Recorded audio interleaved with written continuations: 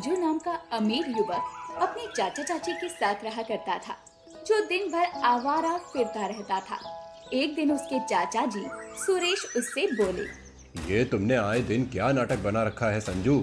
मैं कुछ समझा नहीं चाचा जी। संजू, तुम पूरे 21 वर्ष के हो चुके हो। हमारा इतना बड़ा अनाज का व्यापार है, आखिर तुम मेरे साथ गोदाम में क्यों नहीं बैठते? चाचा जी, ये मेरे खेलने कूदने की उम्र है, मेरा अभी काम करने का बिल्कुल भी मन नहीं करता है। संजू, तुम्हारे माँ और पिताजी के जाने के बाद तुम मेरी जिम्मेदारी हो। मैं नहीं चाहता कि तुम दिन भर ऐसे ही आवारागर्दी करते रहो। कल को मुझे तुम्हारा विवाह भी करना है। सीधे सीधे क्यों नहीं कहते चाचा जी कि माँ और पिताजी के जाने के बाद मैं आपको बोझ लगने लगा हूँ। संजू की बात सुनकर सुरेश क्रोधित होकर बोला, अपनी जुबान को लगाम दो संजू, तुम अपने बड़ों से बात करने की तमीज भूल गए हो। संजू सुरेश की बातों को नजरअंदाज करके क्रोधित होकर घर से बाहर निकल गया। तभी सुरेश की पत्नी सुनीता आकर सुरेश से बोली, संजू अब जवान हो चुका है, आपका उसे इस तरह से डांटना शोभा नहीं देता। सुना तुमने सुनीता, उसने क्या कहा? मैं उसे बोझ समझता हूँ।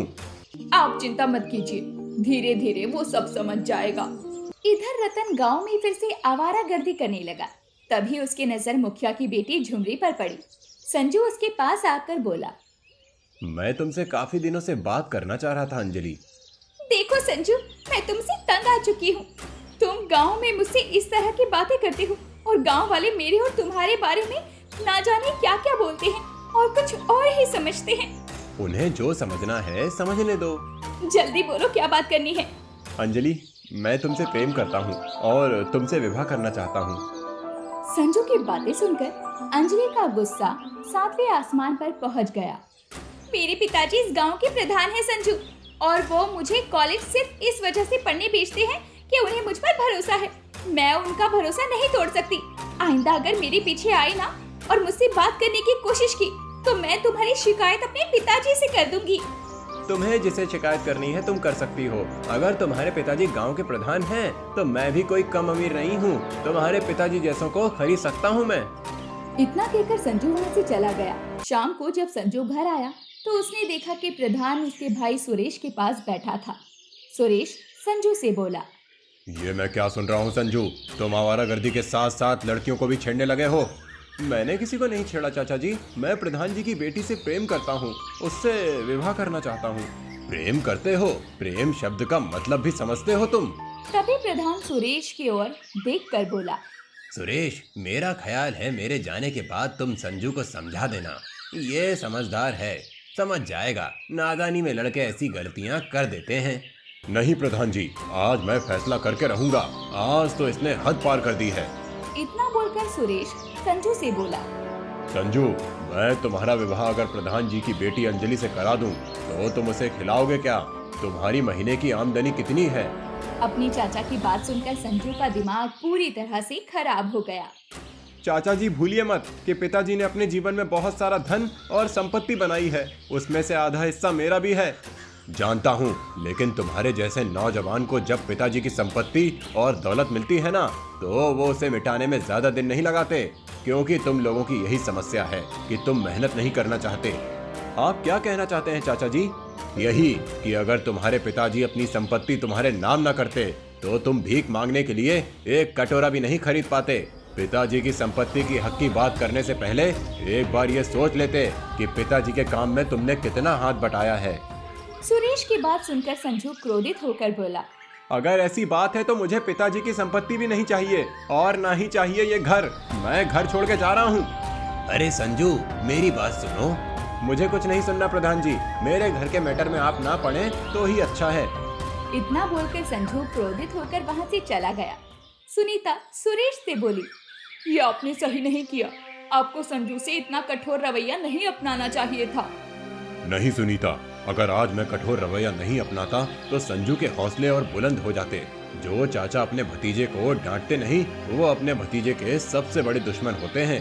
संजू क्रोधित होकर अपने गांव की सीमा से बहुत दूर एक दूसरे गांव की ओर चला गया। उसके पास खाने तक के पैसे नहीं थे। संजू भूखा प्यासा थका हारा एक गांव की सीमा पर बनी झोपड़ी के सामने बैठकर रोने लगा।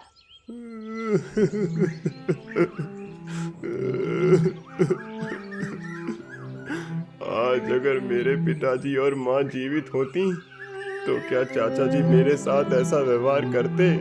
मेरा इस दुनिया में कोई नहीं है। संजू नहीं जानता था कि झोपड़ी के अंदर रोहन नाम का उसी की उम्र का युवक रहता था। रोहन उस झोपड़ी से बाहर निकलकर बोला, कौन हो तुम और मेरी झोपड़ी के बाहर तुम रो क्यों रहे हो? मेरा नाम संजू है। अगर तुम्हें अपनी झोपड़ी के सामने रोने से ऐतराज है तो मैं कहीं और जाकर रो लेता हूँ। मेरा नाम रोहन है। लगता है दोस्त घर से काफी नाराज होकर आए हो और अंदर से काफी उदास भी हो और शक्ल से काफी भूखे लगते हो। मैंने सुबह से कुछ नहीं खाया और मेरे पास पैसे भी नहीं हैं। तो चलो मेरे साथ, मैं तुम्हें खाना खिलाता हूँ। संजू उसकी झोपड़ी की तरफ देखने लगा। मेरी झोपड़ी की ओर मत देखो, मैं तुम्हें यहाँ के अच्छे ढाबे पर खाना खिलाऊंगा। लेकिन तुम मुझे खाना क्यों खिलाना चाहते हो? मैं तो तुम्हें जानता भी नहीं और तुम्हारा और मेरा रिश्ता क्या है? दोस्ती, दोस्ती का, इंसानियत का, और इससे बड़ा दुनिया में कोई रिश्ता नहीं होता दोस्त। रोहन की आंखों में अपनापन देखकर संजू मुस्कुराते हुए बोला। ठीक है रोहन। रोहन संजू को ढाबे पर ले गया। संजू ने पेट भरकर खाना खाया। खाना खाने के बाद वो रोहन के साथ झोपड़ी में बैठा हुआ था। तुम करते क्या हो रोहन? कुछ नहीं दोस्त, कुछ भी छोटा मोटा काम मिल जाए कर लेता हूँ। छोटा मोटा काम?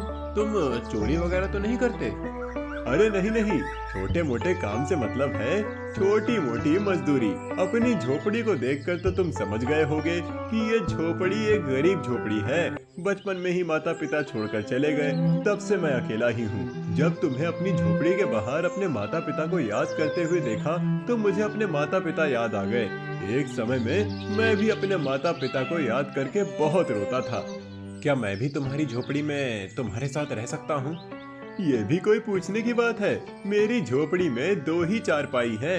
एक हमेशा खाली पड़ी रहती है, शायद तुम्हारे लिए ही थी। संजू रोहन से बातें करते करते ही सो गया। अगले दिन संजू रोहन से बोला, अगर तुम्हें कोई ऐतराज ना हो दोस्त, तो क्या मैं तुम्हारे साथ मजदूरी कर सकता हूँ? संजू, तुम्हारे कपड़े देखकर ही मैं समझ गया था कि तुम कोई अमीर घर से ताल्लुक रखते हो। तुम्हारे हाथ बता रहे हैं कि तुमने आज तक कभी कोई भारी वजन नहीं उठाया। तुम रहने दो। अरे नहीं नहीं, काम को लेकर मेरे चाचा ने मुझे मारा था। मैं काम कर सकता हूँ, मैं तुम्हारे ऊपर बोझ नहीं बनूंगा। संजू की बात सुनकर रोहन मुस्कुराने लगा। उस दिन के बाद संजू रोज रोहन के साथ मजदूरी करने लगा। कुछ ही दिनों में वो दोनों गहरे दोस्त बन गए। मगर संजू कभी कभी अचानक उदास हो जाता था। ये तुम अचानक उदास क्यों हो जाते हो? अगर तुम्हें घर की याद आती है तो तुम चले क्यों नहीं जाते? नहीं, मेरे परिवार वाले मुझे बिल्कुल भी प्यार नहीं करते। अगर थोड़ा सा भी करते होते तो वो मुझे ढूंढते हुए यहाँ जरूर आते। एक दिन रोहन और संजू गांव की सड़क पर बनी हुई छोटी सी दुकान पर चाय पी रहे थे। तभी उस दुकान के सामने एक लग्जरी कार आकर रुकी। लग्जरी कार से सुनीता और सुरेश निकलकर बाहर आ गए। हमने तुम्हें कहाँ कहाँ नहीं ढूंढा, तुम यहाँ से घर चलो। नहीं, मैं घर नहीं जाऊंगा चाचा जी। संजू, जिद मत करो। मैंने तुमसे जो भी कठोर शब्द बोले उसके लिए मैं क्षमा मांगता हूँ। तुम्हारे बगैर घर सूना है। संजू, अपने चाचा जी की नहीं और कम से कम अपनी चाची जी की बात तो मान सकते हो। मैं तुम्हारी माँ समान हूँ। मुझे पूरा विश्वास था कि तुम जरूर मिलोगे हमें। चलो घर चलो, मैं तुम्हारी पसंद के सारे व्यंजन बनाऊंगी और तुम्हारा विवाह अंजलि से करवा दूंगी। अपनी चाची की बात सुनकर संजू मुस्कुरा दिया और बगैर रोहन से मिले कार में बैठकर चला गया। संजू को इस तरह जाता देखकर रोहन को बहुत बुरा लगा। रोहन मुस्कुराते हुए अपने आप से बोला, वाह रे दोस्त, एक बार मिलकर ही चले जाते। चलो कोई बात नहीं, तुम मिलकर नहीं गए तो क्या हुआ, लेकिन मैं तुमसे मिलने तुम्हारे घर पर जरूर आऊंगा। रोहन बेचारा उस दिन से अकेला ही रह गया। कुछ महीनों के बाद रोहन को संजू की बहुत याद आने लगी। रोहन जानता था कि संजू किस गांव में रहता है। रोहन संजू के घर पहुंचा।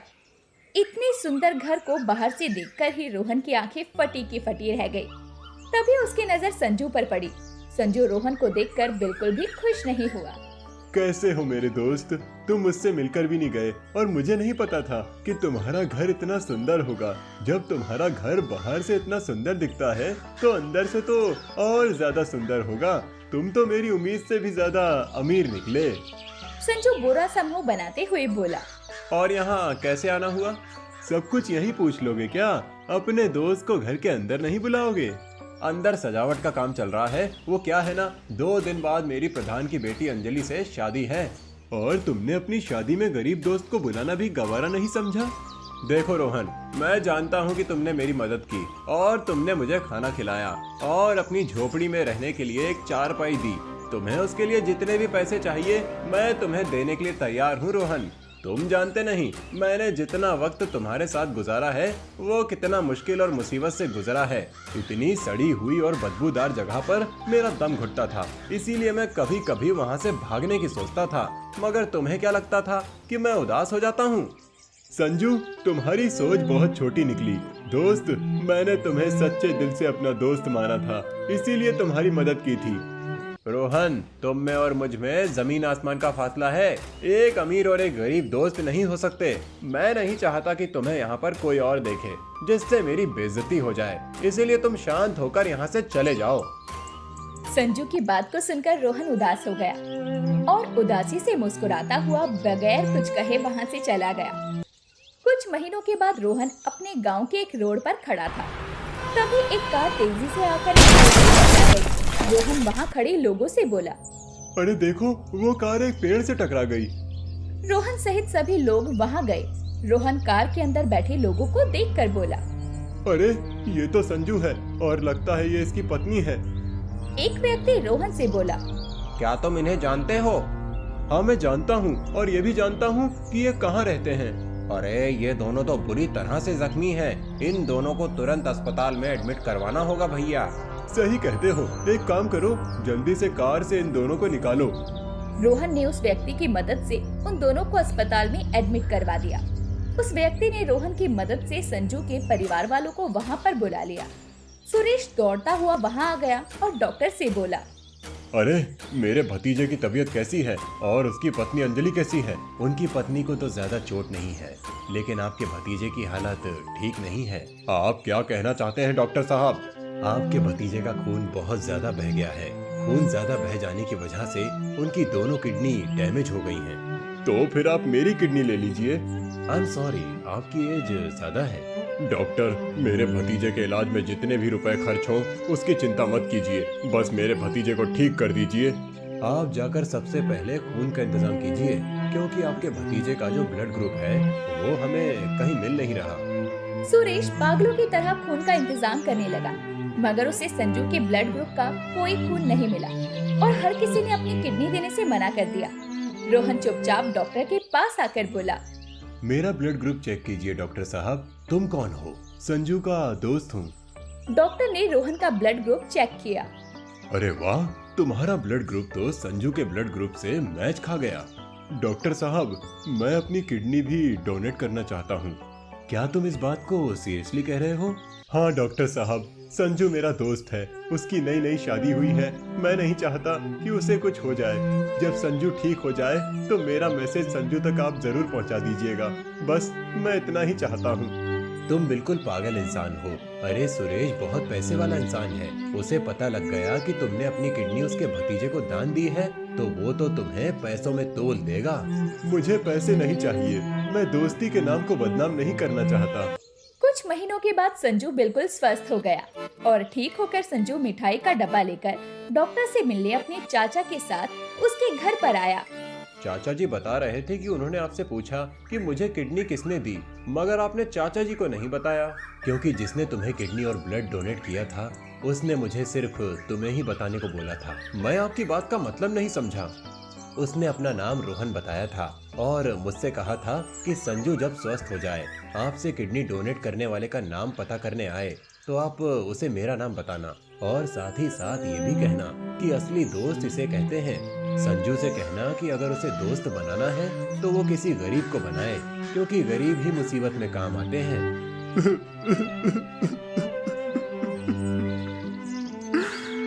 रोहन। डॉक्टर की बात सुनकर संजू फूट फूट कर रोने लगा और बगैर देरी किए अपनी बाइक लेकर सीधे रोहन की झोपड़ी के पास चला गया। मगर उसने देखा कि उस झोपड़ी के अंदर कोई दूसरा ही व्यक्ति रह रहा था। यहाँ पर रोहन रहता था, कहाँ गया? रोहन तो यहाँ से 1 महीने पहले ही चला गया। क्या आप जानते हैं वो कहाँ गया है?